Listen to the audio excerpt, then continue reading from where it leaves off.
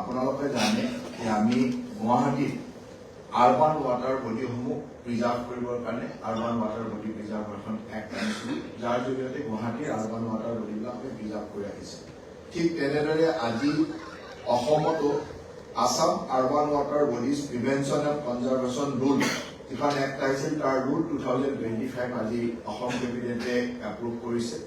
আৰু তাৰ ফলত এতিয়া আমি জিলা আয়ুক্তসকলৰ লগত আলোচনা কৰি আমাৰ যিখিনি আমাৰ মাষ্টাৰ প্লেন এৰিয়া আছে, এই মাষ্টাৰ প্লেন এৰিয়াত যিবিলাক নেচাৰেল ৱাটাৰ বডিজ আছে সেই ৱাটাৰ বডিসমূহ প্ৰিজাৰ্ভ কৰিবৰ কাৰণে বা সেই ৱাটাৰ বডিসমূহ সম্পূৰ্ণৰূপে সংৰক্ষিত কৰিবৰ কাৰণে এই ৰুলৰ দ্বাৰা ব্যৱস্থা কৰা হ'ব। আৰু আজি এই ৰুলটো অসম কেবিনেটে এপ্ৰুভ কৰিছে।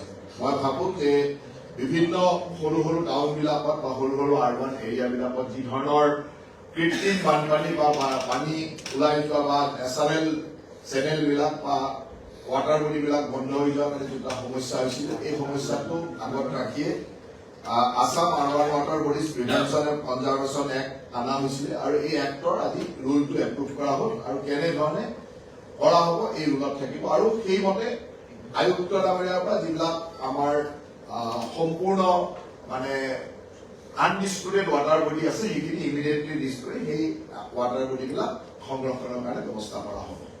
গতিকে এইটো প্ৰথম সিদ্ধান্ত লোৱা হৈছিলে।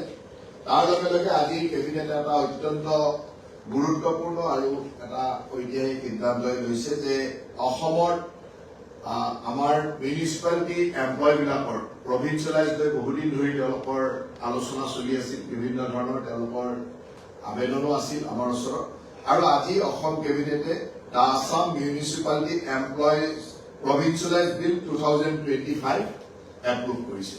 গতিকে এই আইনখনৰ জৰিয়তে Assam municipality employees provincialise bill 2025 ইয়াৰ জৰিয়তে 2013 চনৰ 4 ছেপ্টেম্বৰৰ আগত যিসকল মিউনিচিপালিটি এমপ্লয় জইন কৰিছিল তেওঁলোকৰ চাকৰিসমূহ প্ৰভিন্সিয়েলাইজ কৰা হ'ব। গতিকে সেই সংখ্যাটো হ'ল 1046 জন এমপ্লয়।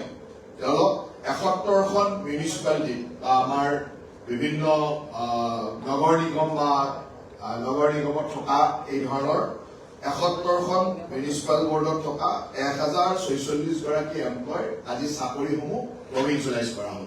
গতিকে এইটো আজিৰ কেবিনেটৰ এটা ঐতিহাসিক সিদ্ধান্ত যে বহুদিন ধৰি মিউনিচিপাল এমপ্লয়সকলৰ দৰমহা বা বিভিন্ন অসুবিধাত আছিল, তেওঁলোকে তেওঁলোকৰ চাকৰিটো প্ৰভিন্সিয়েলাইজ কৰিবৰ কাৰণে কৈ আছিলে। আৰু আজি আমি আপোনালোকক জনাবলৈ পাই গৌৰৱ অনুভৱ কৰিছো যে আজিৰ কেবিনেটে the Assam municipality employees provincialise bill 2025 অনুমোদন দিছে। আৰু এই এমপ্লয়িজ বিলৰ জৰিয়তে 4 ছেপ্টেম্বৰ 2013 আগত যোগদান কৰা সকলো মিউনিচিপালিটি এমপ্লয়, ইয়াৰ সংখ্যাটো হ'ল 71খন মিউনিচিপাল বৰ্ডত টোটেল 1046 গৰাকী এমপ্লয়ৰ চাকৰি ৰেগুলাৰ হ'ব।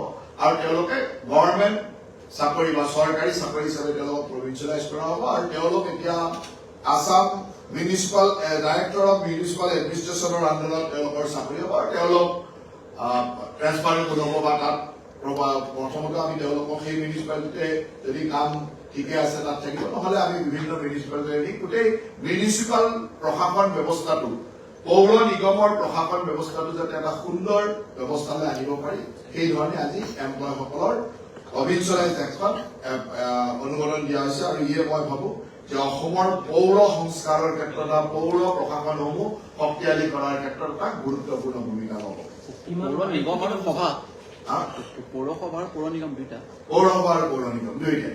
পৌৰসভাৰ পৌৰ নিগমত থকা যিসমূহ 2013 চনৰ 4 ছেপ্টেম্বৰৰ আগতে দিয়া হৈছিল, কাৰণ তাৰ পিছত তেওঁলোকে নিয়মমতে দিব নোৱাৰে। তাৰ FRBM এক্ট আহিছিল, FRBM এক্ট অহাৰ পিছত কোনোবাই যদি দিছেও সেইখিনি বেআইনীভাৱে দিছে। গতিকে আইনগতভাৱে তেওঁলোকৰ লগত বিভিন্ন সময়ত আমি আলোচনাও কৰিছিলো। আৰু তেখেতসকলে এইটো বিচাৰিছিল যে 2013 চনৰ 4 ছেপ্টেম্বৰৰ আগত যিখিনি দিয়া হৈছিল সেই গোটেই 1046 গৰাকী 71খন পৌৰসভা আৰু পৌৰ নিগমৰ এমপ্লয়। আজি কেবিনেটে আমাৰ বড়োলেণ্ড বিশ্ববিদ্যালয়ৰ সুন্দৰভাৱে চলাবৰ কাৰণে যিখন ষ্টেটু থাকে ষ্টেটুখন আজি এপ্ৰুভ কৰিছে। গতিকে বড়োলেণ্ড ইউনিভাৰ্চিটিৰ সুন্দৰ পৰিচালনাৰ বাবে ৰেগুলাৰ ষ্টেটুখন আজি কেবিনেটে এপ্ৰুভেল কৰে।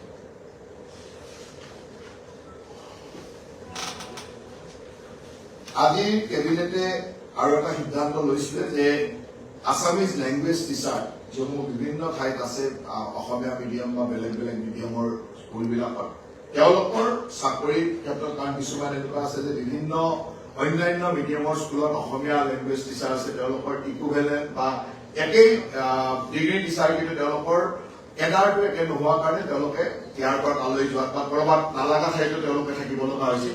এই গোটেইখিনি ষ্টুডেণ্টৰ ছাত্ৰ ছাত্ৰীৰ ডিমাণ্ডৰ প্ৰতি লক্ষ্য ৰাখি বা ছাত্ৰ ছাত্ৰীৰ সুবিধাৰ প্ৰতি লক্ষ্য ৰাখি এই আছামিজ লেংগুৱেজ টিচাৰসমূহক একেটা কেডাৰলৈ অনা হৈছে যাতে তেওঁলোকক বিভিন্ন স্কুলৰ পৰা য'ত প্ৰয়োজন নাই তাৰ পৰা যাতে প্ৰয়োজনীয় স্কুললৈকে আনিব পৰা যায়।